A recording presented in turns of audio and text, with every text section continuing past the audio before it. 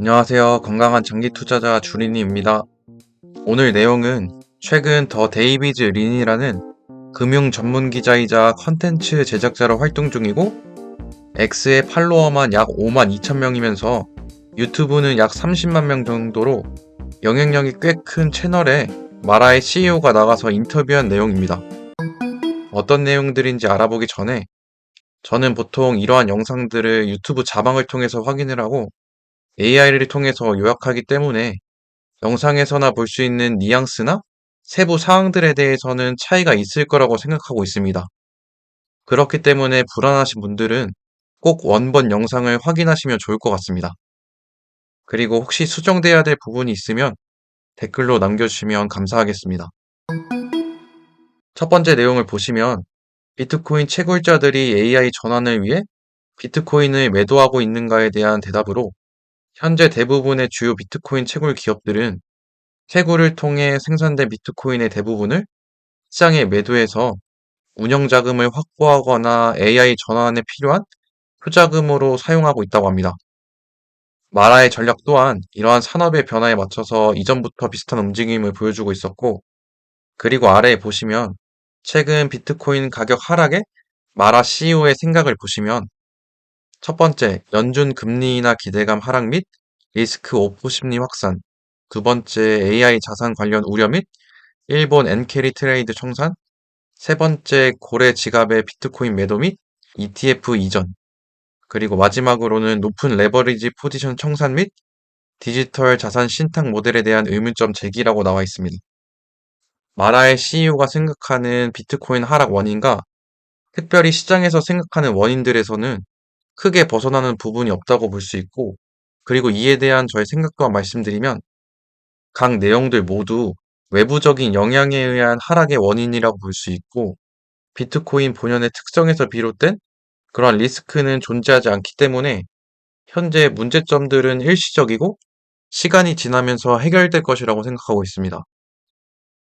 저는 이러한 상황을 오히려 비트코인이나 주식인 마라 홀딩스를 저렴하게 매수할 수 있는 기회로 활용해도 되지 않을까라는 오히려 그런 생각을 가지고 있습니다. 다음 내용부터는 거시경제 환경과 비트코인 시장 동향에 대한 분석인데 이 주제 자체는 이미 다른 여러 채널들에서 충분히 다뤄지고 있기 때문에 여기서는 거시 변수 하나하나를 깊게 파기보다는 마라 CEO가 바라보고 있는 관점에 대해서만 시장과의 어떤 괴리가 있는지 정도 확인하면서 빠르게 짚고 넘어가겠습니다. 먼저 첫 번째, 두 번째 나와 있는 내용처럼 연준의 정책 흐름을 보시면 연준은 한동안 자산을 축소하던 양적 긴축을 이미 종료했고 이후 단기 국채 매입을 재개하면서 자산 매입을 다시 확대해가는 정책을 시행하고 있습니다. 이를 두고 진짜 양적 완화인지에 대한 논쟁이 이루어지고 있는 상황이고, 세 번째 경제 내 자금 주입 예상으로는 마라 CEO 또한 경제 전반의 자금 주입 가능성을 예상하고 있고, 다만 동시에 연준 금리 인하 시점과 속도에 대한 불확실성이 여전히 크다는 점도 분명히 짚고 있습니다. 시장은 불확실성을 가장 싫어하기 때문에 최근 시장의 변동성은 이러한 금리 정책에 대한 불확실성이 커지면서 나타난 리스크 회피 심리의 결과로 해석할 수 있고, 여기에 더해 몇 가지 구조적인 리스크 요인들이 시장에서 부담으로 작용하고 있는데요. 6번에서 알 수 있듯이 AI 인프라에 대한 과도한 자본 지출과 그에 따른 순환 출자 구조에 대해서 이전에 한동안 이슈가 있었었고, 그리고 최근에 문제가 다루어지고 있는 엔캐리 트레이드 청산 가능성과 특히 8번에서는 고래 지갑과 관련해서는 일부 오래된 비트코인 지갑들이 양자 컴퓨팅 공격에 취약할 수 있고 템 루트 보호 기능이 적용되지 않는다는 점을 언급하면서 이에 대한 심리적 반응이 시장에서 반영됐다고 볼 수 있습니다. 그리고 9번에서는 고래들의 직접적인 비트코인 매도 혹은 현물 ETF로의 자금 이동 역시 시장 참여자들로 하여금 불안하게 만들었는데요.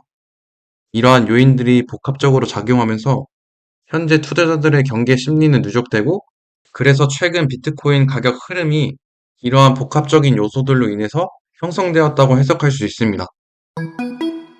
다음은 비트코인 시장의 주식 유사성 및 가격 하락 요인에 대한 내용인데요.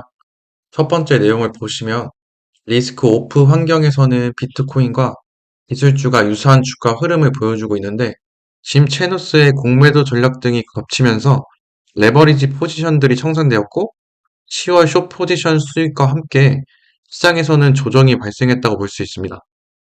시장 투자자들은 여전히 이러한 상황 때문에 불안한 심리를 보여주고 있고, 이에 더해 5번에서 보시면 디지털 자산 신탁 또는 재무 회사 모델이 도마 위에 오르고 있는데, 그 사례로 나카모토와 메타 플래닛의 주가가 급락한 사건을 언급했습니다.